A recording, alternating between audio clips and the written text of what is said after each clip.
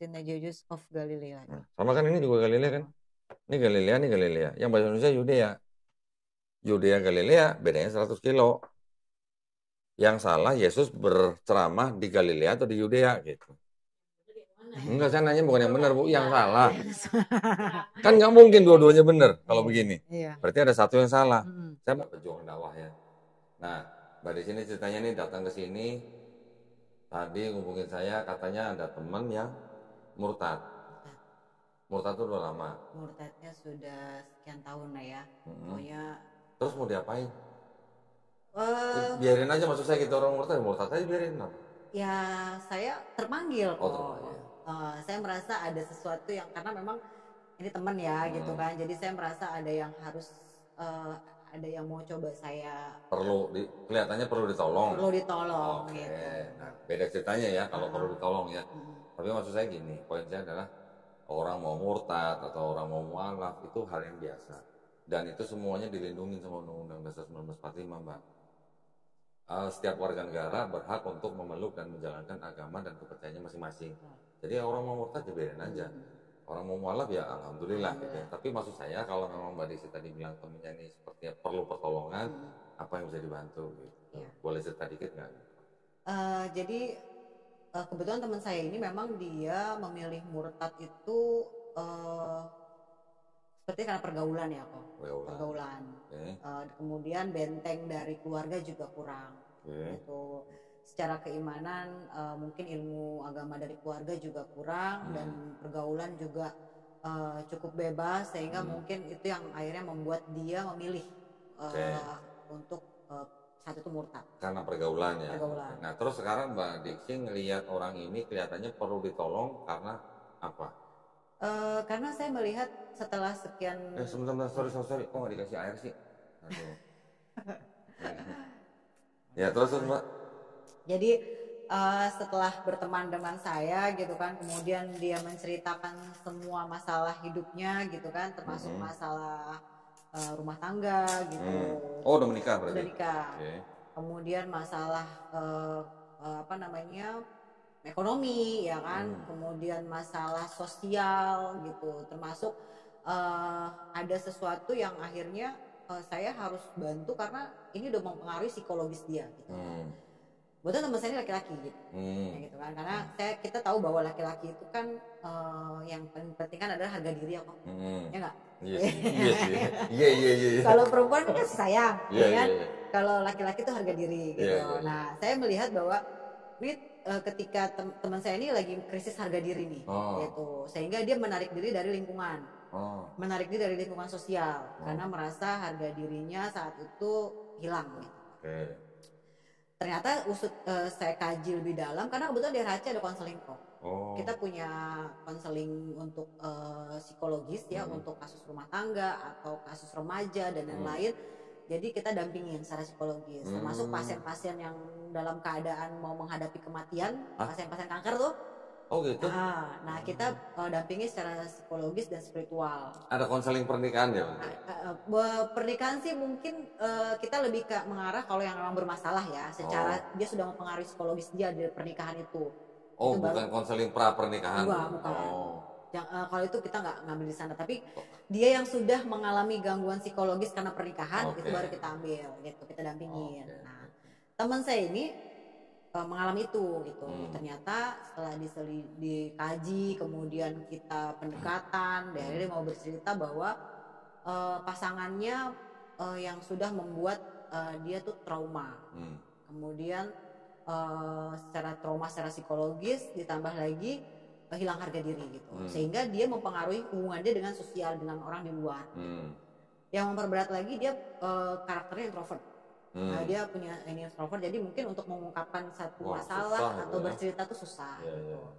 Itu. Nah kemudian dari semua yang udah saya coba assessment sama tim juga gitu ya, ternyata kan kita mengkaji itu dari biologis itu keadaan fisik ya, kemudian psikologis, kejiwaan ya kan, kejiwaannya memang dia menarik diri dari lingkungan, kemudian dia merasa harga dirinya hilang, kemudian trauma pasangan gitu, psikologisnya, kemudian sosial, kita kaji nih sosialnya, ternyata dengan masalah ini berdampak dengan hubungannya dengan teman-teman, dengan lingkungan gitu kan. Dia mulai menarik diri dari lingkungannya gitu.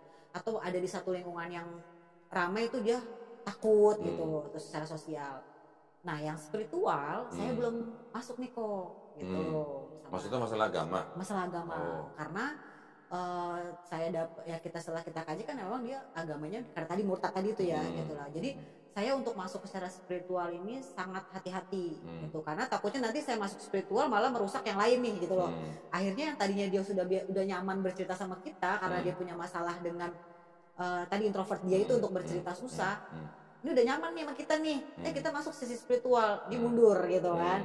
Apalagi dia tahu kita muslim gitu kan, sedangkan dia murtad. Makanya saya dalam berapa kali pertemuan konseling itu saya nggak pernah bawa masalah spiritual. Pertanyaannya, itu berarti kan dia sekarang orang Kristen. Kristen. Kok bisa konseling di RHC? Itu tadi, kita kan tidak melihat itu agama ya, secara agama. Okay. Kita bicara sisi kesehatan ya, kesehatan secara fisik, psikologis, sosial gitu kan. Ternyata itu yang membuat, entah kalau kita bicara ini apa ya, mungkin ini jalannya kali ya. Kok dia bisa non muslim nyari kita yang jelas namanya di Rufaidah gitu kan. Rufaidah humanity teacher. Iya makanya. Ya kan? Kok bisa begitu? Nah, ditambah lagi tim kita semua rata-rata menutup aurat semua gitu kan ya. Jadi memang ya itulah yang membuat dia nyaman bercerita sama kita gitu. Orang-orang bahkan istri pasangannya juga konseling sama kita. Gitu.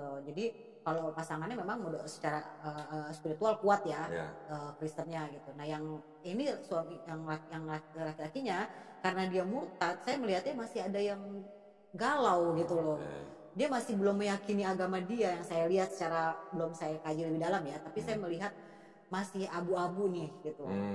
Kemudian kan kita kan tahu nih kalau dia punya masalah kemana sih larinya.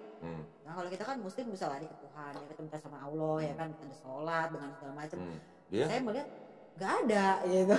Nggak ke gereja? Nggak ada gitu, nggak ada yang misalnya nggak ada hal yang. Karena setahu saya kalau di gereja entah itu Protestan atau Katolik, mereka juga melayani konseling pernikahan. Nah, itu kan harusnya mereka ke situ. Kok bisa ke RHC? Atau mungkin sebelumnya udah kenal duluan? Kenal sebelumnya? Kenal memang awalnya kan sebenarnya teman kan. Tapi ya itu tadi, ternyata dia nyaman. Padahal kan sebenarnya dari awal dia tahu nih ini muslim gitu kan. Harusnya kan dia nggak bisa dong kalau emang dia imannya secara agama dia kuat mungkin. Kenalnya dari mana? Dari kegiatan kemanusiaan juga? Gitu. Kita sering pernah bareng, turun bareng kegiatan. Berarti dia juga pegiat sosial. Pegiat sosial. Jadi secara personal memang saya bisa melihat orang ini baik lah ya, gitu loh. Dari sisi humanisnya gitu loh. Terus bagaimana dia memandang satu kehidupan tuh bagaimana supaya bermanfaat. Tapi istrinya juga akhirnya ikut konseling itu juga merasa nyaman. Nyaman. Begitu ya? Karena menutup aurat kali ya? Jadi nyaman ya? Promosi. Ya. jadi ya itu tadi, kita kan membuka konseling untuk semua agama. Oke, jadi intinya berarti temennya Mbak Diksi ini sudah murtad, udah berapa lama? Berarti berapa ya? 10 tahun ya? Hampir 10 tahun. Tahun berapa? 2013 katanya. 13, berarti udah 10 tahun ya. Terus murtadnya karena menikah aja atau karena tadi pergaulan? Ya. Berarti dia menikah setelah murtad? Iya. Oke. Murtadnya menikahnya tahun berapa? 2017. 17, berarti sekarang udah kurang lebih jalan 6 tahun ya. Oke, nah kalau dilihat dari seperti itu, berarti kan sepertinya kelihatannya menurut saya, dia murtadnya kan bukan karena pengetahuan. Berarti kan karena pergaulan ya. Kita mungkin pernah dengar, ada mungkin seorang yang dianggap ulama, mungkin ya. Ada yang bilang begini, ini saya pernah dengar karena saya ingat terus nih. Dia pernah ngomong gini di YouTube media, jangan takut murtad katanya. Pernah dengar? Belum. Di Cirebon? Belum. Ada yang disebut Buya ngomong begitu. Oke, nah saya sih nggak mau menanggapi lah kalimat-kalimat seperti itu. Tapi intinya kalau buat saya ya boleh juga memang jangan takut murtad, tapi kalau tanpa pengetahuan. Tapi kalau pakai pengetahuan atau dia punya pengetahuan atau punya ilmunya, insya Allah sih dia nggak akan murtad harusnya. Ya walaupun tadi saya bilang murtad mualaf itu hal biasa, di negara juga nggak ada sanksi apa-apa. Tapi ini kalau kita sudah bicara mengenai agama, untuk agama kita sendiri, ya kalau ada yang mau murtad tanpa pengetahuan ya monggo aja silakan gitu. Makanya tadi saya tanya, mau diapain orang mau murtad? biarin aja gitu ya. Tapi kalau menurut Mbak Diksi memang itu perlu ditolong, nah kita sekarang kita bahas sedikit gitu ya. Sekarang maksud saya Mbak Diksi sebagai seorang muslimah, kalau ditanya Islam itu apa, misalnya nanya anaknya misalnya, Islam itu apa sih? Mbak Diksi kan bisa menceritakan dari A sampai Z. Dari mulai kelahiran Nabi Muhammad SAW, menerima wahyu, berdakwah, sampai hijrah, sampai akhirnya menaklukkan Mekah gitu kan. Sahabat-sahabatnya juga pasti Mbak Diksi semua kenal. Akidahnya bagaimana, Mbak Diksi pasti tahu. Rukun iman, rukun Islam pasti tahu kan. Itu bisa diceritakan sebagai seorang muslimah yang tahu gambaran utuh agama yang dipeluk. Kira-kira temannya Mbak Diksi bisa nggak suruh nyeritain Kristen seperti itu? Kira-kira menurut pengamatan Mbak Diksi gitu? Ya, kayak masih ragu ya saya, karena memang tadi saya belum masuk ke sisi spiritualnya ya. Ya. Saya belum. Tapi dari omongan dia nggak pernah ngomongin agama dia. Nggak pernah. Dia ketika hari raya dia tahu nggak? Hari raya agama dia? Tahu. Kemarin sempat lupa katanya. Oh, sempat lupa. Lupa tanggal. Bukan soal lupa tanggal sih, kalau lupa tanggal nggak apa-apa, tapi hari raya apa yang dia rayakan dia tahu nggak? Nggak tahu juga deh, saya nggak belum itu saya belum mengkaji ke sana gitu kok. Makanya saya gimana caranya nih saya masuk sisi spiritual sehingga saya juga punya ilmunya gitu loh. Oke. Nah sekarang gini, kan tadi saya bilang Mbak Diksi kalau ditanya apa itu Islam, sejarahnya bagaimana, siapa nabinya, siapa Tuhannya, siapa sahabatnya, kitabnya apa gitu kan, Mbak Diksi pasti bisa jawab semua. Ya walaupun nggak ngelotok lah ya, tapi gambaran utuhnya pasti tahu. Sekarang kalau di Kristen tuh gini Mbak, Kristen itu kan adalah sebuah agama yang kalau secara akademis bersama-sama dengan Islam, Kristen, dan agama Yahudi. Pernah dengar kan agama Yahudi? Secara akademis itu dibilang agama Samawi, atau yang disebut dengan agama Abrahamic Faith gitu. Tetapi kalau secara akidah kita nih sebagai umat Islam, secara akidah kita agama Samawi cuma Islam. Kita berani bilang bahwa agama Islam itu agama yang benar, bukan agama yang paling benar. Kalau kita bilang agama yang paling benar, berarti ada yang lain yang benar. Kita yang paling benar, bukan begitu. Kita Islam harus berani ngomong Islam adalah agama yang benar. Yang lain salah buat kita, di mata kita. Tapi ini dalam konteks akidah. Tapi kalau dalam konteks bernegara kan mengakui setiap agama yang sudah diakui oleh negara nih. Kan kita punya 6 agama yang diakui oleh negara. Masing-masing berhak menentukan atau mengakui bahwa agamanya yang benar secara akidah masing-masing. Begitu juga kita, gitu kan. Nah kalau di dalam Kristen, tadi kan saya bilang ada Yahudi, ada Kristen, ada Islam. Yahudi kita tahu, mungkin kalau kita juga sering mendengar ada Taurat, ya, ada Bani Israel, yang di dalam Quran kita sering disebut, ya mungkin itu adalah sebagai yang disebut dengan Bani Israel dengan bentuk seperti sekarang, yang apa istilahnya bangsanya sudah terpencar di mana-mana, tetapi sekarang mereka sudah punya negara sendiri, yang di Israel yang merdeka 1948, yang disebut dengan gerakan Zionisme. Tapi kan juga ada Yahudi-Yahudi yang di luar Israel, yang kelihatannya mereka mengikuti agama mereka, bahkan protes kepada negara Israel sendiri. Ada yang begitu nggak? Di Amerika banyak orang-orang Yahudi yang protes dengan kebijakan Israel terhadap orang-orang Arab Palestina. Itu masih ada. Mereka adalah Yahudi-Yahudi yang merasa mengikuti Taurat, dan mereka merasa bahwa mereka tidak perlu wajib pulang ke negara Palestina atau ke Israel. Karena mereka tahu nanti pada akhir zaman seperti apa, mereka punya keyakinan sendiri lah gitu. Nah, dari Yahudi itu kitabnya ini, Mbak. Ini apa sih? Ini kitab semua? Ini kitab semua nih. Yang bawah ini semuanya Bible. Buat apa gitu banyak-banyak. Enggak, ini nggak dijual gitu. Nggak dijual. Ini cuma buat takut-takutin doang gitu. Nah, ini kitabnya Yahudi nih. Ya, nama yang disebut mereka Tanakh. Tanakh itu singkatan Taurat, Nevi'im, Ketuvim. Taurat itu yang disebut dengan 5 kitab Musa. Kejadian, Keluaran, Imamat, Bilangan, Ulangan. Di Quran juga disebut ada Taurat, Zabur, Injil. Di sini ada yang nama Ketuvim, yang isinya salah satu adalah Mazmur. Mazmur itu yang kita kenal sebagai Zabur. Tetapi Taurat, Zabur, Injil yang dimaksud dalam Quran itu bukan yang ini. Ini adalah kitabnya orang Yahudi. Yang kita yakini adalah Taurat, Zabur, Injil adalah wahyu-wahyu yang diturunkan Allah SWT kepada Nabi dan Rasulnya, termasuk Nabi Musa AS, Nabi Daud AS, Nabi Isa AS. Nabi Musa alaihissalam dengan Taurat, Nabi Daud alaihissalam dengan Zabur, Nabi Isa alaihissalam dengan Injil. Tapi ketiga kitab itu bukan ini, atau bukan kitabnya orang Kristen. Karena kita meyakini bahwa nabi-nabi kita itu tidak menulis kitab. Mereka menerima wahyu. Mereka mengucapkan lisan. Wahyu itu dalam bentuk lisan yang diajarkan pada Bani Israel untuk zaman itu. Sedangkan ini ditulisnya udah kira-kira ratusan tahun, bahkan 1000 tahun dari zaman nabinya gitu. Makanya ini kita tidak meyakini ini kitab yang disebut Taurat, Zabur, Injil di dalam Quran. Ini kitab ini ya. Nih ya, ini kitabnya orang Yahudi. Ini kemudian diterjemahkan menjadi ini. Ini saya ceritakan supaya Mbak tahu latar belakang Kristen ya. Ini kemudian diterjemahkan menjadi bahasa Yunani. Ini bahasa Ibrani, Mbak. Ini Ibrani diterjemahkan bahasa Yunani. Kemudian Kristen juga punya kitab-kitab yang disebut dengan Perjanjian Baru. Perjanjian Baru itu dari mulai Matius, kitab Matius sampai Wahyu. Ini ditulis kira-kira dari mulai abad pertama, kira-kira 30 sampai 50 tahun setelah Yesus atau Nabi Isa alaihissalam. Kalau yang ini diterjemahkan menjadi bahasa Yunani, kira-kira di abad ketiga sebelum Masehi, sebelum ada Yesus. Yang ini disusun kira-kira di abad kelima sebelum Masehi. Ya. Jadi ini bahasa Ibrani diterjemahkan bahasa Yunani, ditambah dengan kitabnya orang Kristen, ini menjadi kitabnya orang Kristen.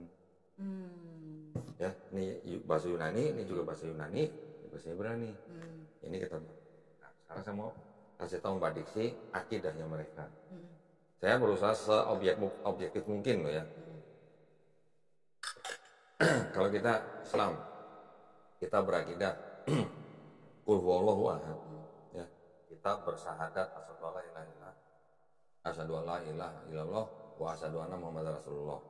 Muhammad Rasulullah. Jadi nabi kita dan Nabi Muhammad SAW. Di Kristen mereka mempunyai akidah bahwa yang disebut dengan Nabi Isa al-Masih atau Isa alaihissalam itu atau Yesus Kristus dianggap sebagai Tuhan. Tuhan ya. Enggak cuma nabi tapi Tuhan. Di kitabnya Yahudi itu tidak ada menceritakan tentang Yesus. Tetapi setelah diterjemahkan menjadi bahasa Yunani, ini dikoreksi oleh orang-orang Kristen awal di abad-abad pertama, kedua, ketiga, sampai keempat, yang ditulis seolah-olah berbicara mengenai Yesus di Perjanjian Baru. Seolah-olah. Jadi, akidahnya orang Kristen adalah bahwa Yesus itu sudah dinubuatkan di kitab ini. Kitab ini menjadi Perjanjian Lama disebutnya. Yang ini Perjanjian Baru. Jadi kitab Kristen itu ada dua bagian, ada Perjanjian Lama, Perjanjian Baru. Mereka percaya bahwa Yesus yang di Perjanjian Baru itu sudah dinubuatkan di Perjanjian Lama. Sedangkan orang Yahudi yang punya kitab ini, yang diterjemahkan ke sini, mereka bilang tidak ada nubuat untuk Yesus di Perjanjian Baru. Beda konsep nih. Ya, beda agama, beda konsep. Kemudian yang di Yahudi ini, mereka juga bilang sebenarnya hampir sama dengan Islam. Kalau kita Qul huwallahu ahad, mereka bilang Adonai Eloheinu, Adonai Ehad. Ada Ehad, ada Ahad gitu. Mirip kan? Ehad, Ahad. Kalau di Kristen, mereka mempunyai akidah konsep ketuhanannya tuh yang terutama yang besar nih ya, yang paling besar kelompoknya adalah disebut kelompok Trinitarian. Trinitarian itu berarti mereka mempercayai bahwa Tuhan itu tetap Esa, tapi Esanya kesatuan. Esa tapi dalam 3 pribadi. Tuhan yang Esa tapi bermanifestasi dalam 3 pribadi, yaitu Bapa, Putra, dan Roh Kudus. Ya. Nanti ada kelompok lain yang disebut dengan Unitarian. Unitarian mereka tidak mempercayai Yesus sebagai Tuhan. Mereka percaya Yesus itu hanya ciptaan, tapi ciptaan yang paling mulia, bahkan lebih mulia daripada malaikat. Nanti ada kelompok lain lagi namanya Oneness. Mereka percaya bahwa Bapa itu ya Yesus, Yesus itu ya Bapa, satu pribadi, bukan 3 pribadi. Jadi ada 3 kelompok utama nih di Kristen. Nah, yang kita kenal kebanyakan mungkin yang Trinitarian, ya dengan Trinitas gitu ya.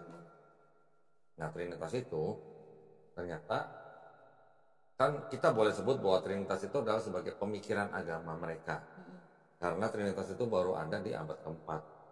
Mungkin idenya sudah ada dari abad kedua, tetapi baru ditetapkan oleh gereja di abad keempat, di akhir abad keempat, yaitu di sebuah konsili atau muktamar. adanya di konsili namanya Konsili Konstantinopel tahun 381 Masehi. Baru fix ada konsep Trinitas. Sebelumnya mereka mempercayai bahwa Yesus itu juga Tuhan di konsili sebelumnya, yaitu tahun 325 Masehi. Ya, Konsili Nisea namanya. Yesus dianggap sebagai Tuhan. Yang 381 Roh Kudus juga dianggap sebagai Tuhan, makanya final konsep Trinitasnya. Nah, apakah sama konsep ketuhanan yang ada dalam Kristen dengan yang Yahudi? Kan beda.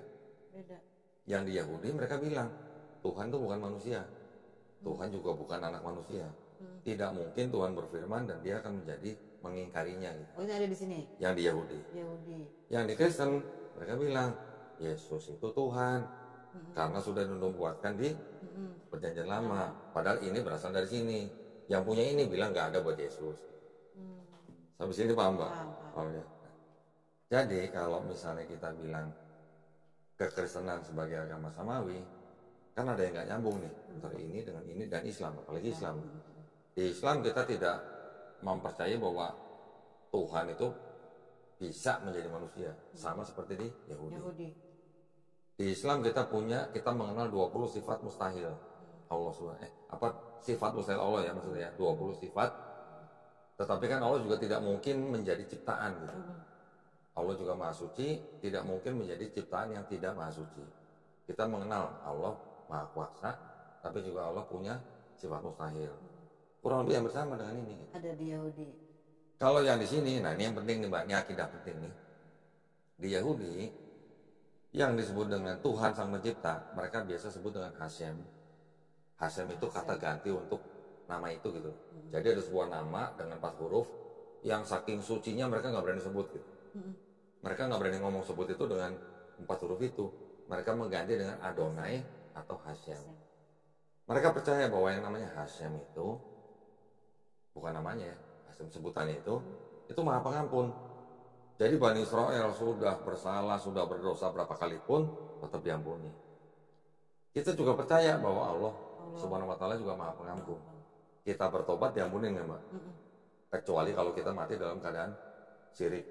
Tapi selama kita hidup, kita bertobat, walaupun kita berdosa apapun, walaupun dosa kita sebanyak buih di lautan, insya Allah akan ampunin dosa kita ya, asal kita bertobat sungguh-sungguh. Di sini juga konsepnya sama begitu. Di Yahudi ini sama, Maha Pengampun. Mau dosa berapa kali pun, mau dosanya merah, istilahnya nih, mau dosa merah seperti kirmizi atau merah seperti kain kesumba, itu bisa diampunin menjadi putih seperti salju atau putih seperti bulu domba. Konsepnya. Berarti kan Maha Pengampun. Di Quran kita juga begitu kan.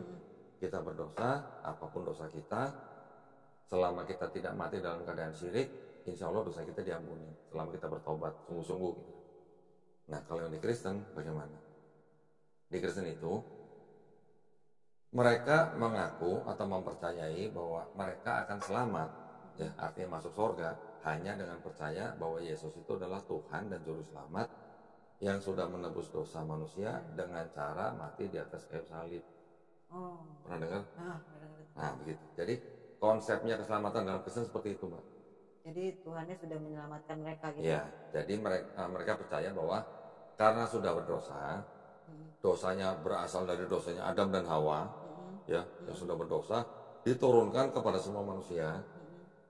Yang berdosa siapa kita juga ikut berdosa, yang disebut dengan dosa waris, itu hanya bisa ditebus dengan darah manusia. Darah manusianya adalah Yesus Kristus, gitu. Dengan cara mati di atas kayu salib untuk menebus dosa manusia. Itu akidahnya mereka. Nah, dengan cara seperti itu, kalau Mbak Desi sudah bisa membedakan nih akidahnya Yahudi, akidahnya Kristen, akidahnya Islam, kan nanti bisa lebih mudah kan ngomong ke temannya itu kan. Sekarang tinggal kita cek apakah akidah mereka, konsep keselamatan mereka itu dan konsep ketuhanannya apakah logis atau tidak logis. Betul kan? Jadi akidahnya mereka itu adalah gini, karena manusia sudah jatuh dalam dosa, terutama Adam dan Hawa, dan dosanya diwariskan kepada manusia, maka manusia tidak bisa menyelamatkan dirinya sendiri. Maka Tuhan yang Maha Pengasih ini, menurut mereka, mengaruniakan anak yang tunggal, yaitu Yesus Kristus, supaya barang siapa yang percaya kepada Yesus, beroleh hidup yang kekal atau keselamatan. Itu akidahnya. Jadi seolah-olah begini, seolah-olah Mbak Diksi misalnya punya toko permen, dan misalnya saya datang nyolong permen misalnya, saya salah kan sama Mbak Diksi kan? Sudah saya makan permennya, saya datang ke Mbak Diksi, Mbak, saya tadi nyolong permen, saya mau minta ampun, minta tolong dimaafin gitu. Terus Mbak Diksi bilang gini, boleh saya ampunin asal saya bunuh anaknya Mbak Diksi gitu. Konsepnya kurang lebih gitu. Karena kan Bapa yang Maha Pengasih itu mengaruniakan anak yang tunggal, Yesus Kristus, supaya menebus dosa manusia. Kira-kira kalau begitu logis apa enggak? Enggak. Langsung ngomong enggak lah gitu. Tapi memang begitulah konsep mereka. Nanti kalau Mbak Desi sudah mulai masuk ke dalam sisi spiritual untuk bicara mengenai ini, itu bisa dibicarain. Itu baru konsep keselamatan ya. Konsep ketuhanan tadi kan berarti Tuhan yang esa bisa menjelma menjadi manusia, juga dia bermanifestasi dalam Roh Kudus. Jadi kalau manusia itu nanti kita bisa lihat dari ketidaklogisannya dari sini, dari Bapa atau Tuhan yang Maha Kuasa, tapi dia Maha Hadir dan Maha Kuasa, makanya dia bisa jadi manusia. Kira-kira menurut Mbak Diksi, ya sebagai Muslim ya, anggap aja bukan Muslim, anggap aja outsider lah gitu ya. Kalau Muslim kan udah pasti jawabannya kan subjektif. Tapi kalau menurut Mbak Diksi jawabannya objektif, Tuhan yang Maha Kuasa ini bisa nggak menjadi manusia yang tidak Maha Kuasa gitu. Tidak Maha Kuasa dalam arti gini, di dalam Bible juga disebutkan Yesus tidak tahu kapan hari kiamat.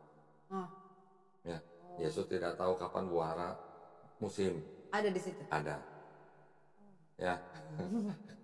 Jadi memang kalau teman-teman Kristen akan bilang, oke, memang Yesus tidak tahu hari kiamat karena itu dari sisi kemanusiaannya.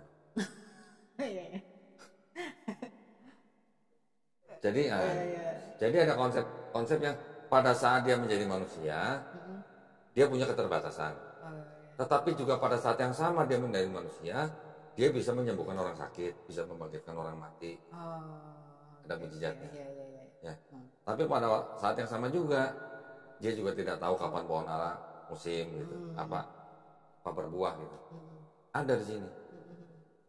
Kira-kira kalau menurut Mbak Diksi, Tuhan yang Maha Kuasa bisa nggak menjadi makhluk manusia, ciptaan yang punya keterbatasan? Ya kalau secara logis orang yang sudah mempunyai kuasa dia bisa punya kuasa juga dong sebenarnya. Harusnya. Ya, nah masalahnya kok bisa ada konsep Tuhan yang Maha Kuasa bisa jadi makhluk atau manusia yang kuasanya berbeda gitu. Ya. Jadi kuasanya kan kalau yang Tuhan yang Maha Pencipta kan punya kuasa kan mungkin tidak terbatas. Tetapi dia saat menjadi manusia kuasanya terbatas. Gitu. Kok bisa ada konsep seperti itu? Gitu. Konsep-konsep seperti itu sebenarnya diambil dari konsep negara apa? Pemeluk kepercayaan sebelumnya yang percaya pada Tuhan yang triad. Triad itu 3 tapi 1 tapi 3 gitu. Contoh Trimurti misalnya. Terus di Mesir juga ada Osiris, Horus, Ra gitu. Nanti di Romawi juga ada Mitraisme, di Persia juga ada, di Babilonia juga ada, di Sumeria juga ada gitu. Bahkan di Eropa juga ada. Itu memang sudah konsep manusia yang percaya dengan konsep Tuhan yang triad. Ya, jadi boleh dibilang juga itu adalah penganut paganisme. Paganisme atau juga Helenisme lah. Yunani kuno kan ada Dewa Zeus. Dewa Zeus mereka percaya bahwa menghamili seorang wanita muda bernama Danae dalam hujan emas, punya anak namanya Perseus. Makanya Perseus itu setengah manusia setengah dewa. Yesus juga begitu. Yesus dianggap sebagai 100% manusia, 100% Tuhan gitu. Konsepnya begitu. Di Yahudi ada nggak konsep begitu? Nggak ada. Di Islam ada nggak? Nggak ada. Cuma di Kristen yang ada konsep yang mirip dengan konsep paganisme gitu. Kalau menurut orang Yahudi, Kristen ini apa nih? Agama apa nih menurut mereka nih? Menurut agama Yahudi, mereka bilang bahwa Kristen ini disebut sebagai apa? Avodah Zarah. Avodah Zarah itu penyembah asing. Penyembah yang tidak sama dengan yang disembah oleh orang-orang Yahudi. Terus orang Yahudi bisa bilang, kalau Islam apa? Islam itu agama pure yang monoteistik. Tuhannya yang disembah oleh orang Islam itu sama dengan Tuhan yang disembah oleh orang Yahudi. Yang mereka sebut dengan Hasem, kita sebut dengan Allah Subhanahu wa taala. Mereka mengakui bahwa yang orang Islam sembah Allah Subhanahu wa taala itu sama dengan yang disebut Hasem oleh mereka. Yaitu Tuhannya siapa? Tuhannya Nabi Abraham alaihissalam, Tuhannya Nabi Yakub alaihissalam, Tuhannya Nabi Isa alaihissalam. Mereka berani ngomong begitu. Ada di Enggak, ini pendapat pemuka agama mereka. Tapi kalau kepada Kristen mereka sebut apa? Mereka sebut sebagai Avodah Zara, penyembah asing gitu. Pagan bukan kalau kita tanya, mereka kan bilang pagan. Artinya mereka menyembah sesuatu yang jauh dari konsep monoteisme gitu. Jadi memang bahkan diakuin sendiri oleh pemuka agama Kristen di abad keempat, namanya Santo Gregory Nyssa. Dia mengatakan bahwa Kristen itu adalah perpaduan konsesi antara monoteismenya Yudaisme dengan politeisme Yunani kuno. Dijadikan satu menjadi Kristen. Sampai di sini Mbak kira-kira paham? Konsep akidahnya mereka, konsep ketuhanan mereka, konsep keselamatan mereka gitu. Sedikit paham. Paham ya? Yang saya jelaskan ini saya cuma berusaha menggambarkan gambaran utuhnya gitu. Saya nggak masuk ke detail-detail ayat-ayatnya lah. Tapi apa yang saya omongin itu ada di dalam sini gitu. Nah, nanti ada beberapa lagi hal-hal yang bisa dibicarakan dengan temannya mengenai kisah-kisah yang ada di dalam Bible yang tidak masuk logika gitu. Contoh misalnya, kan mereka menganggap Yesus Tuhan, tetapi mereka juga percaya bahwa Tuhan itu turun menjadi manusia untuk menebus dosa manusia dengan cara mati di atas kayu salib, ya kan? Kalau Yesus Tuhan, sebelum dia turun ke bumi, dia tahu nggak dia bakal mati? Harus tahu dong. Kalau dia tahu bakal mati, itu boleh nggak tindakannya saya sebut sebagai tindakan bunuh diri? Iya. Tindakannya, bukan motivasinya. Motivasinya mungkin mengorbankan diri. Tapi tindakannya bunuh diri. Iya. Boleh nggak Mbak? Nggak boleh.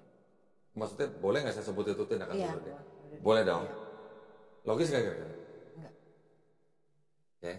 Tetapi di dalam sini itu ada kisah-kisah seperti ini, bahwa Yesus pada waktu mau ditangkap oleh imam-imam Yahudi pada saat itu, dia menyuruh murid-muridnya jual jubah dan beli pedang untuk berjaga-jaga, karena dia bersama murid-muridnya bersembunyi di Taman Getsemani menghindari kejaran dari imam-imam Yahudi. Walaupun akhirnya ketangkep di situ, tapi dia menyuruh muridnya jual jubah beli pedang. Jual jubah beli pedang. Kira-kira pedang buat berjaga-jaga dong masih dong. Jaga-jaga. Bukan buat motong bawang dong masih dong. Terus pada saat ditangkap ada cerita yang agak sedikit kontradiksi. Awalnya Yesus nyuruh murid jual jubah beli pedang, tapi pada saat pedang itu digunakan oleh muridnya untuk memotong kuping salah satu pembantu imam Yahudi, Yesus sendiri yang bilang, jangan kamu pakai pedang itu gitu. Kalau kamu pakai pedang, kamu akan mati oleh pedang gitu. Yesus bilang jangan kamu pakai pedang, yang pakai pedang akan mati dengan pedang. Tapi ini nyuruh muridnya jual jubah beli pedang gitu. Paham ya maksud saya kan? Terus kemudian pada saat di Taman Getsemani, sebelum Yesus tangkap, Yesus tuh berdoa sama Tuhannya. Yesus berdoa kepada Tuhannya. Walaupun Yesus dianggap Tuhan, Tuhan berdoa kepada Tuhannya gitu. Ya. Itu ada di situ ya, Yesus berdoa pada Tuhannya. Ada. Tapi Yesus menyebut Tuhannya dengan sebutan Bapa, gitu ya, Bapa. Nah, Yesus sendiri bilang gini, jikalau bisa, lalukanlah cawan ini daripadaku. Cawan ini lambang bawa penyalipan gitu. Jadi kalau diterjemahkan ke bahasa sederhananya, kira-kira Yesus nih ngomong kalau bisa gue jangan disalib dong gitu. Ya, tapi kalimat akhirnya Yesus juga bilang, tetapi bukan kehendakku yang terjadi, tapi kehendakmu yang terjadi. Artinya kalau Yesus bilang bukan kehendak Yesus yang terjadi, tetapi kehendak Bapa yang terjadi, kehendak Tuhannya, berarti kan ada dua kehendak yang berbeda nih. Bapaknya berkehendak dia mati di atas kayu salib, Yesusnya bilang kalau bisa lalukanlah cawan ini daripadaku. Berarti ada dua Tuhan yang punya dua kehendak yang berbeda. Kan gitu kan? Betul kan? Betul. Artinya di situ kan Yesus sebenarnya dia nggak mau disalib. Nanti orang Kristen akan bilang lagi itu sisi kemanusiaannya. Siapa yang nggak takut disalib gitu ya? Tapi kan harusnya karena Yesus Tuhan kan dia tahu mau disalib. Iya. Berarti tadi dua, ada pedang, terus dia juga berdoa supaya nggak disalib. Berarti kan ini indikasi dia rela disalib atau enggak? Kelihatannya dia rela nggak disalib? Enggak. Enggak dong. Enggak. Kemudian setelah dia ditangkap, dibawa ke imam besar, diadilin. Ditanya-tanya sama imam besar, ya mungkin jawabannya mungkin kurang memuaskan imam besar. Yesus ditampar sama penjaga imam besar. Yesus protes. Gue salah apa gitu? Kalau gue salah, tolong kasih tahu salahnya di mana. Kalau gue nggak salah, kenapa gue ditampar gitu istilahnya bahasanya. Padahal Yesus mengajarkan murid-muridnya, kalau ditampar pipi kanan, kasih pipi kiri. Ada di situ? Ada, itu ayatnya ada di sini. Oh gitu. Kira-kira gimana menurut Mbak Diksi? Rela nggak berarti kalau gitu dia mau salib?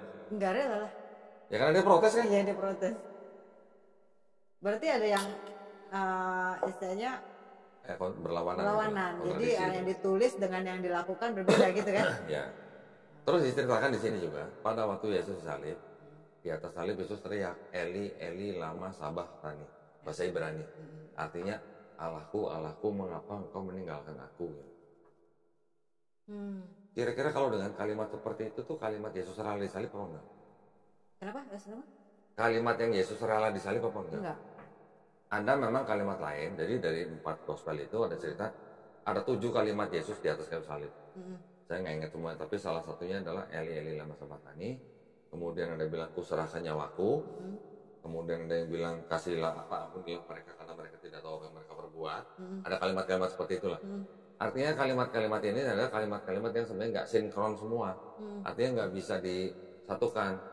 Karena ada satu kalimat yang kok, mengapa kau meninggalkan aku gitu. Berarti kan nggak rela. Kalau memang dia rela disalib, kenapa harus teriak begitu kan gitu. Udah gitu, selama hidupnya di dalam Bible ini diceritakan bahwa Yesus selalu memanggil Tuhannya dengan sebutan Bapa. Tahu-tahu di atas kayu salib menyebutnya Eli, Eli gitu. Kira-kira tuh Yesus apa bukan gitu? Yang disalib gitu.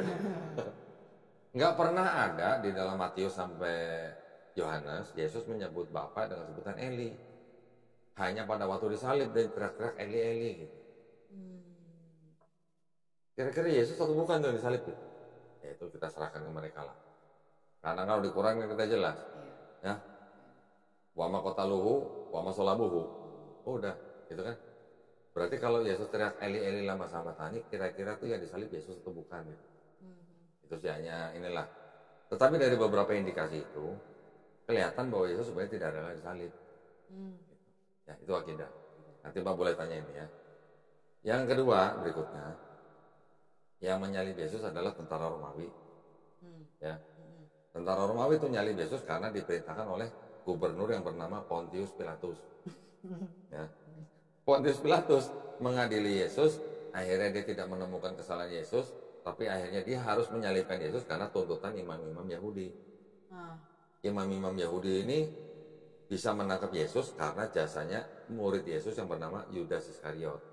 Pernah dengar? Nggak pernah.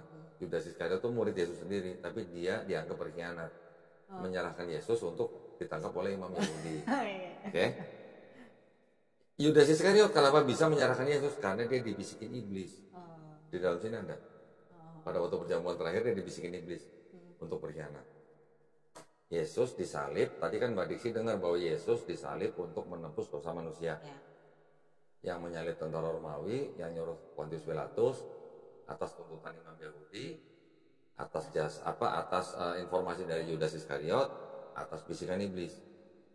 Kalau tidak ada 5 orang ini, kira-kira Yesus salib nggak? Enggak. Berarti orang-orang ini yang membuat Yesus disalib di atas kayu salib itu berjasa atau berdosa? Berdosa.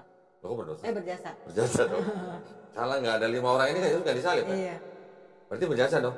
Kalau berjasa masuk surga, masuk neraka ini 5-5-nya? Surga. Termasuk iblis. Ada iblis tuh tadi loh. Justru iblis yang pertama kali membisiki Yudas. Kalau nggak ada iblis, bakal ada penyalipan nggak? Nggak ada. Berarti iblis berjasa berdosa. Ya ini pertanyaan. Ya. Kita boleh lempar pertanyaan ini ke mereka yang punya akidah seperti itu. Gitu. Kira-kira gitu. Terakhir, gitu. Anggap aja Mbak Deksi ini seorang Kristen yang punya akidah bahwa Yesus sudah mati di atas kayu salib untuk menebus dosa Mbak Diksi. Anggap aja begitu penyakitnya. Terus saya tanya, kalau Mbak Diksi dikasih kesempatan bisa ngeliat Yesus pada waktu mau disalib, Mbak Diksi sebagai orang yang menganggap Yesus Tuhannya, kira-kira Mbak Diksi akan menolong Yesus supaya disalib, atau menolong Yesus supaya nggak disalib, atau lari dari situ seperti murid-muridnya? Lari. Kalau lari berarti Mbak Desi nggak tahu bahwa dosanya Mbak Desi ditebus sama Yesus di atas kayu salib. Menolong supaya disalib atau menolong supaya tidak disalib? Nah, kan kalau kita menolong Yesus supaya tidak disalib, kita nggak jadi ditebus dosanya. Ya. Tapi kalau kita menolong untuk disalib, tega bener sih. Masa kita menyalibkan Tuhan kita sendiri gitu? Itu akidahnya. Kalau lari berarti kita nggak tahu. Jadi apa nggak disalib? Berarti kita nggak tahu itu Yesus mati di atas kayu salib untuk menebus dosa kita. Kalau kita tahu, kenapa kita lari? Harusnya kita seneng dong lihat dong. Kan paling tidak kita nonton, ya dalam istilahnya kan, kita bersyukur bahwa dosa kita sudah ada yang menebus gitu. Tapi ini murid-muridnya di sini lari semua. Oh, lari berarti muridnya? Lari semua.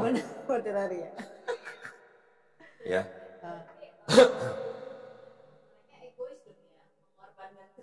Yang ngomong dia ya, bukan kita ya. Sekarang ini juga di dalam Bible ini juga dikisahkan bahwa pada waktu Yesus salib ada ibunya Yesus di dekat salib itu. Ya. Ibunya Yesus namanya Maria. Maria kalau di sini, tapi juga ada Bible yang sebut Maryam juga ada. Di film-film kalau kita nonton Yesus lagi disalib, ada ibunya juga kan di bawahnya kan? Atau di gambar-gambar juga ada kan? Ibunya Yesus yang sedang di bawahnya salib itu kira-kira menurut Bayu sedang menangis atau sedang tertawa? Menangis. Kenapa Bu kira-kira menangis? Sebelum disalib itu dia dicambuk. Iya, dicambuk, disiksa gitu kan ya. Pakai mahkota duri, ya. Iya. Kira-kira kenapa ibunya nangis, Bu? Sedih. Anaknya. Disalib. Apakah Maria itu nggak tahu kalau dosanya Maria ditebus sama mati Yesus di atas kayu salib? Maria yang salah. Akidahnya gitu, Mbak. Iya.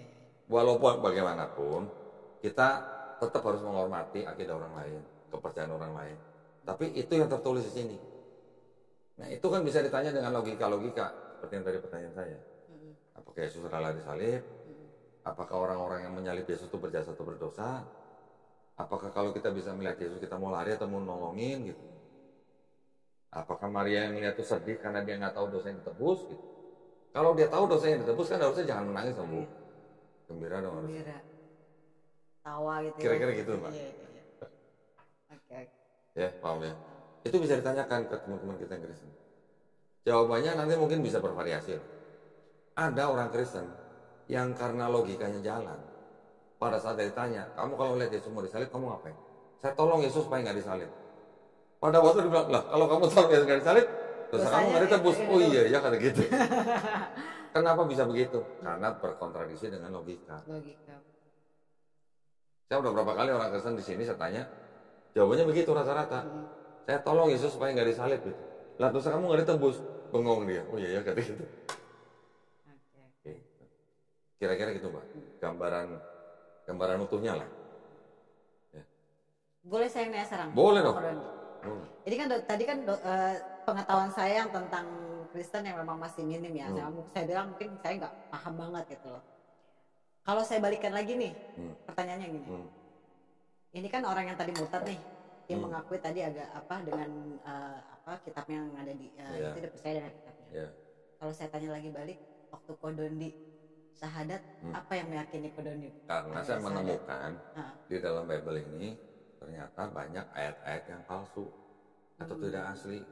Nah, pada saat saya hanya mendengar ada ayat yang tidak asli, saya nggak langsung percaya dong. Saya cari tahu dong. Buktinya apa? Yang bilang nggak asli siapa? Ada dai-dai lah, ya. Ada apologet Muslim ya. Contoh saya sebutkan almarhum Syekh Ahmed Didat. Karena saya dulu waktu masih Kristen saya nonton itu malah. Tidak sengaja kan video itu muncul di beranda YouTube saya gitu. Jadi penasaran saya tonton. Satu video ditonton, 2 video, 3 video sampai habis gitu. Saya tonton semua. Dr. Zakir naik. Zakir naik. Ya, mudah-mudahan Allah SWT merahmati mereka semuanya. Iya, amin. Juga yang lain lah, ada macam-macam, ada Ustadz Hussein, ada Yusuf Estes, ada Noman Alika, semua saya tonton. Kalau yang apa namanya, yang frontal mengatakan bahwa di dalam Bible itu ada ayat yang tidak asli atau tidak otentik, itu almarhum Syekh Hamid Hidayat. Makanya saya cari tahu dari mana Syekh Hamid Hidayat bisa ngomong seperti itu. Saya sebagai orang Kristen ingin membela diri dong. Iya. Paling tidak membela untuk diri saya sendiri dulu lah. Saya mau mendebat dia kan istilahnya susah gitu ya. Saya cari tahu, saya melakukan pencarian sendiri, akhirnya saya bisa menemukan bahwa terbukti ada sebuah Bible kayak gini, Mbak. Sayang banget udah hampir rusak nih. Kemana-mana dibawanya. Ini kitab suci apa? Masih baca? Katolik. Ini apa? Tidak untuk diperdagangkan. Ini dipersembahkan kepada umat Katolik Indonesia oleh Direktorat Jenderal Bimbingan Masyarakat Katolik Departemen Agama Republik Indonesia. Resmi nggak? Resmi. Resmi dong. Resmi ya. Dulu kalau ini Katolik apa Protestan? Protestan. Ini ada sebuah ayat, ya. 1 Yohanes pasal 5 ayat ke-7. Nah, ini ayat 7. Nah, sekarang Mbak Desi baca sendiri deh. Supaya tahu isinya apa gitu. Sebab ada 3 yang memberi Sebab ada 3 yang memberi kesaksian di dalam sorga, Bapa, Firman, dan Roh Kudus. Dan ketiganya adalah satu. Terus sampai kata-kata di bumi. Dan ada 3 yang memberi kesaksian di bumi. Nah. Roh dan yang dari sini. Dari mulai di dalam sorga sampai kata-kata di bumi. Mana bumi? Ini bumi nih. Ini ada tanda kurung kan? Dalam kurung di dalam sorga, Bapa, Firman, dan Roh Kudus. Titik 2 dan ketiganya adalah 1. Sampai? Dan ada 3 yang memberi kesaksian di bumi. Nah, sampai kata di bumi kan ada tanda kurung kan? Tuh ada catatan di sini nih. Ayat 7 sampai 8. Kalimat di dalam sorga sampai dengan di bumi. Nah itu keterangannya begini. Baca ini Mbak, bagian. 7.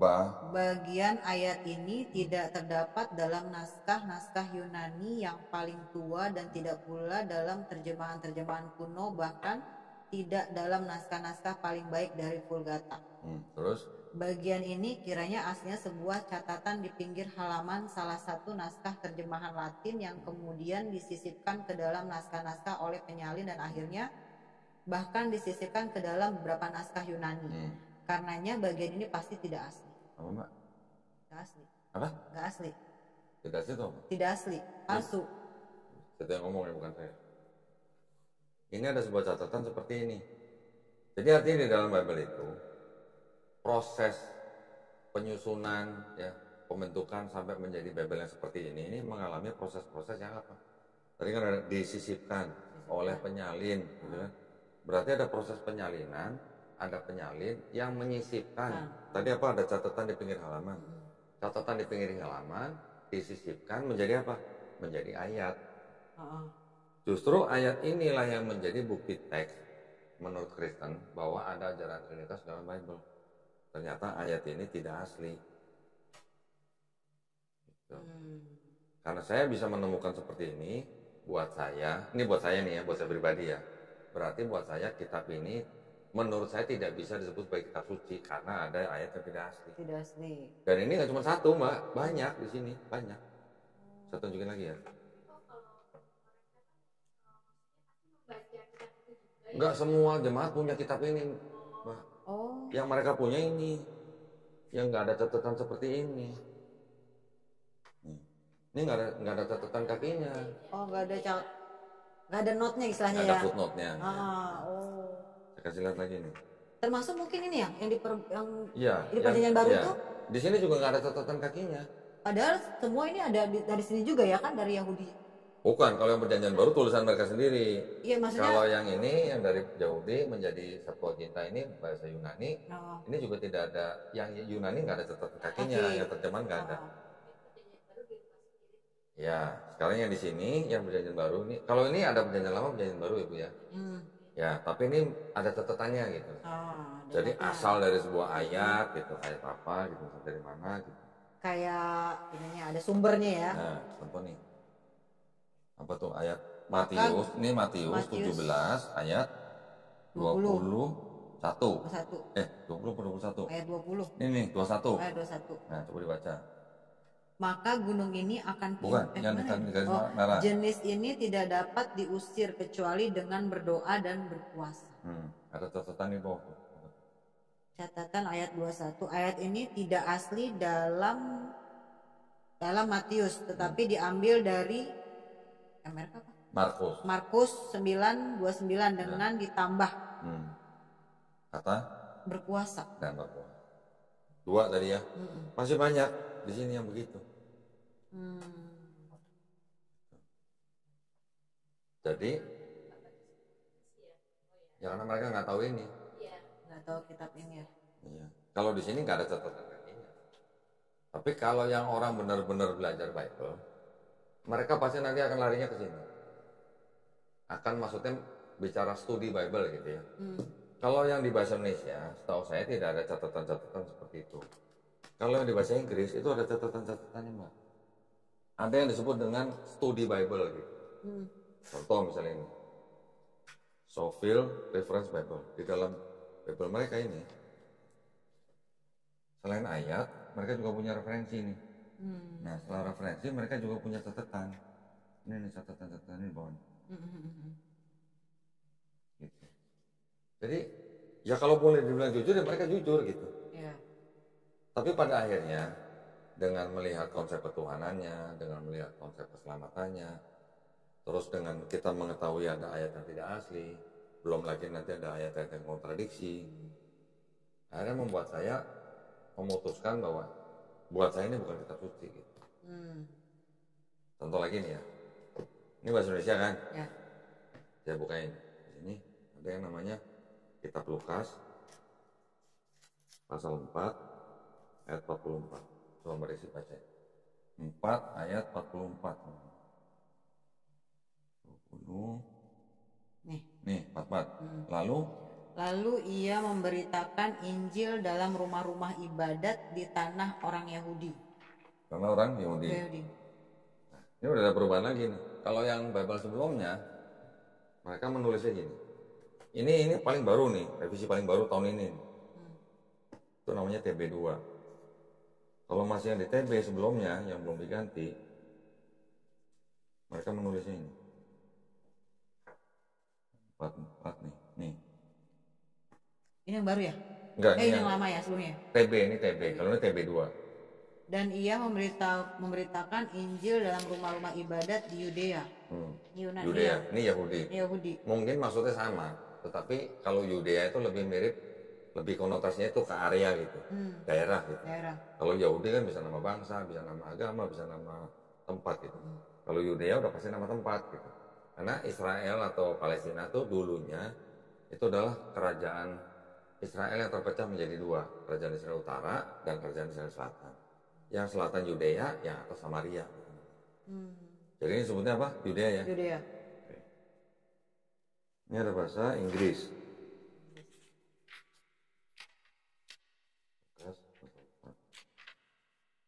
Ini di surat yang sama padahal ya? Di surat yang sama. 4 ayat 4. Ini kitab mana? Yang Inggris? Ini namanya New King James Version. Bible versi bahasa Inggris yang paling populer. Ya.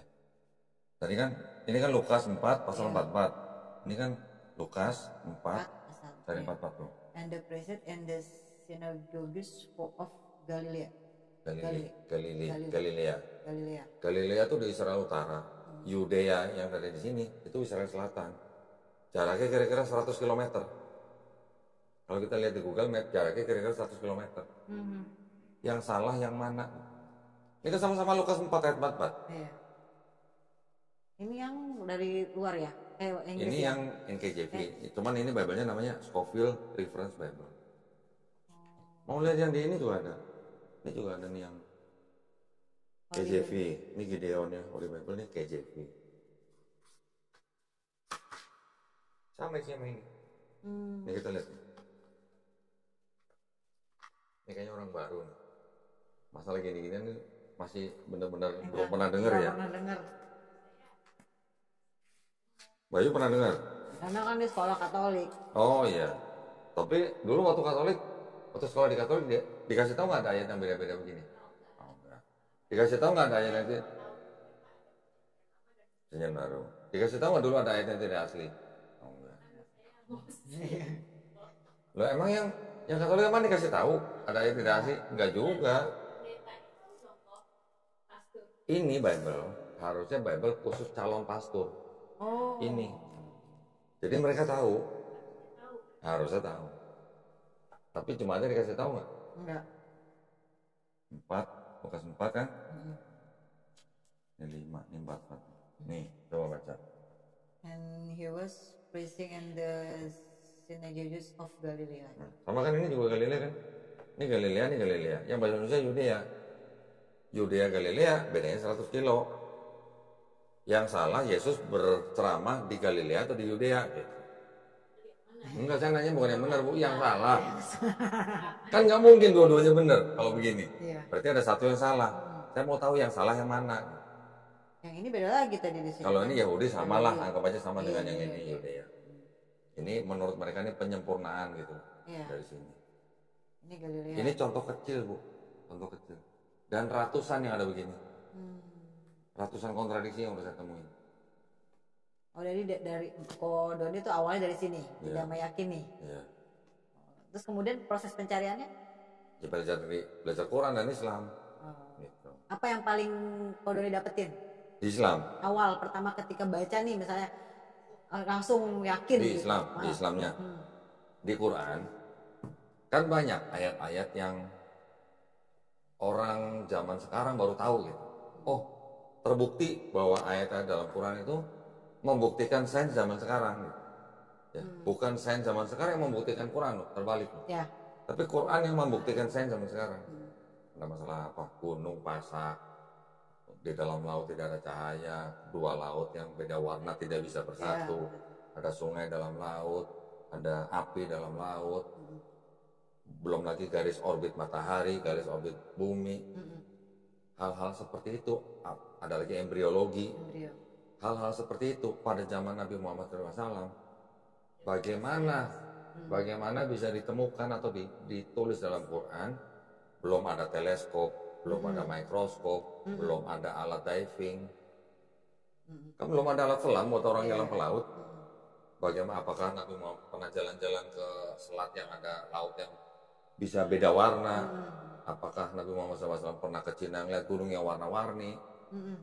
Itu yang membuat saya jadi nggak mungkin ini karangan manusia gitu. Gitu. Bahkan seorang profesor yang namanya Profesor Kidmore, dia menulis buku, dia adalah ahli bapak embriologi dibilang. Dia menulis bukunya itu dipakai di seluruh perguruan tinggi yang mempelajari embriologi. Dia sendiri bisa mengakui, dia mengatakan bahwa tidak mungkin Quran itu mengenai embriologi itu karangan Nabi Muhammad. Ini pasti berasal dari Tuhan Sang Maha Pencipta. Sampai begitu. Dia bikin konferensi pers di Arab Saudi, diundang oleh pemerintah Arab Saudi. Setelah pulang, apakah dia masuk Islam? Ternyata enggak.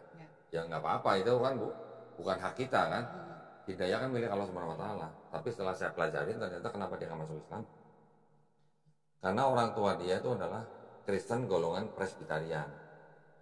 Yang mengajarkan si Profesor Kidmore ini bahwa semua agama sama gitu. Ada jalan, pernah dengar begitu kan? Sering kan? Bahkan Kiai Haji juga ada yang ngomong begitu kan Bu? Ada yang mengatakan begitu gitu. Ayahnya si Profesor Kidmore tuh ngomongnya begitu. Jadi buat dia dari kecil dia sudah beranggapan bahwa ya Tuhan itu satu. Cuman orang ini yang berbeda-beda dalam beribadah kepada Tuhan yang satu itu.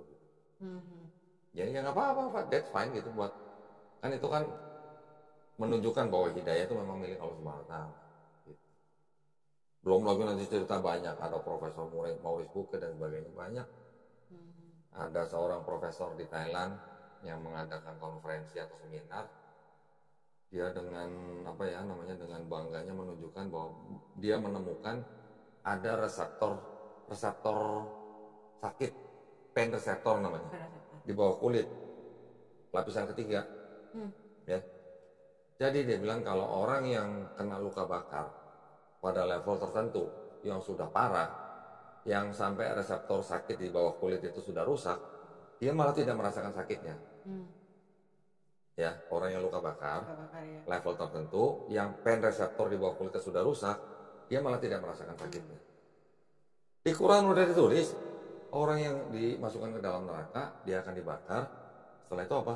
Kulitnya akan ditumbuhkan lagi. Supaya apa? Supaya ngerasain sakit gitu. Iya. Profesor dari Thailand itu setelah mendengar itu dia masuk Islam. Nggak ada. Banyak, ada lagi profesor Jepang meneliti tentang air, macam-macam. Ya, mau meneliti tentang ruang angkasa, begitu juga. Sudah ada di Al-Quran. Sudah ada semua di Al-Quran. Siapa kira-kira yang menurunkan ayat di Quran itu? Kalau bukan yang menciptakan langit dan bumi, yang bukan menciptakan manusia, hewan dan tumbuh-tumbuhan. Iya kan?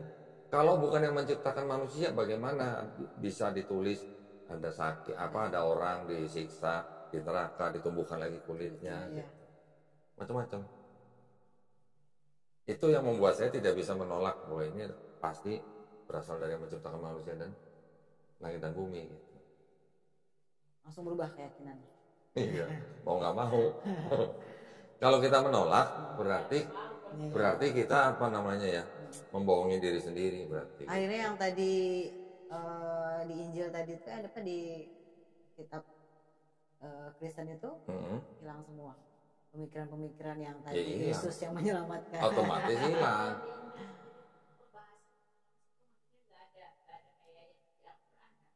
Sebenarnya gitu. Ada yang masih sama. Oh kalau masalah sains, kalau sains di Bible itu juga banyak yang berkaitan dengan sains, tapi banyak yang salah. Gitu. Banyak yang tidak sesuai dengan sains. Pernah dengar Galileo Galilei? Dihukum, ya kan? Dihukum jadi tahanan rumah. Kenapa? Karena dia mengemukakan suatu teori sains yang bertentangan dengan Bible. Sama gereja dihukum jadi tahanan rumah. Sampai akhirnya, saya lupa matinya kenapa, tapi akhirnya Paus dari Vatikan akhirnya minta maaf ke keluarganya Galileo Galilei karena tindakan pemuka agama Katolik zaman dulu gitu. Itu mengenai kalau nggak salah pusat alam semesta itu matahari atau bumi gitulah. Beda dengan di Bible. Di Bible juga ada banyak apa namanya ayat-ayat yang ternyata tidak sesuai dengan sains, berkontradiksi gitulah. Saya sudah pelajarin semua sebabnya kenapa, kok bisa kontradiksi, kok di sini banyak kontradiksi apa namanya, diceritakan kisahnya sama tapi nama orangnya beda, angkanya beda gitu. Mau lihat contohnya? Mana? Nih. dua Tawarik.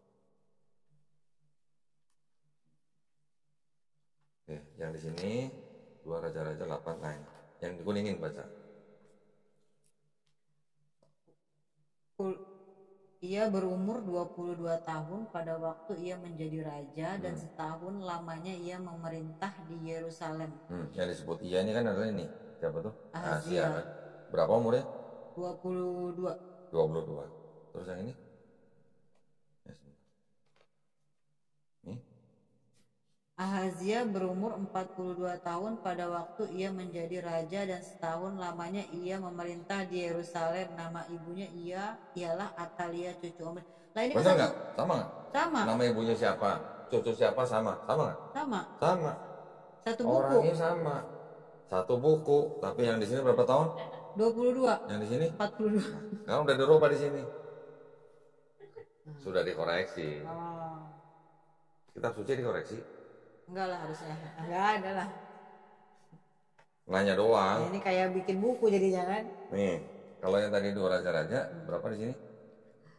Ahazia berumur 22 tahun pada waktu menjadi raja dan selama setahun ia memerintah di Yerusalem. Nama ibunya Atalia cucu Omri. Dua lagi. Ini kan 2 Tawarik kan. Nah, ini 2 raja. Kita lihat kan 2 raja.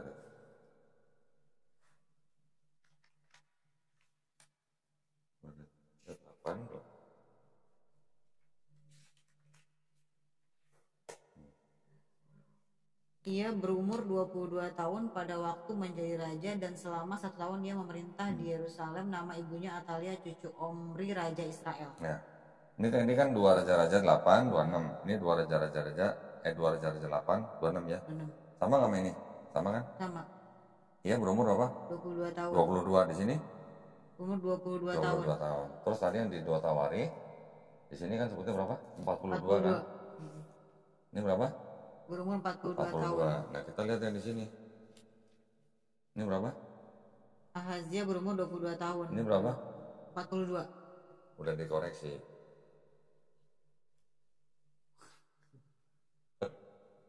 Ini bedanya apa sih kok nama ini? Tadi? Ini TB.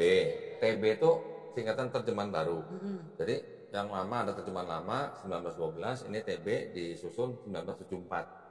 Ini baru keluar nih tahun ini. Oh, 2023. ini baru. Ya, new edition lah. Oh. Jadi sebutnya TB2. Berarti orang yang di sekitaran umur 1974 sampai 2000 masih pakai yang ini. pakai yang ini. Terus yang 2003 ini baru keluar tahun ini, Oh. Gitu. Tadi berantem nih. Mana benar? Nah, itu tadi udah dikoreksi kan? Iya, yang iya. tadinya 42 di sini Iya, koreksi 22. jadi 22. Nanti ada lagi yang begitu.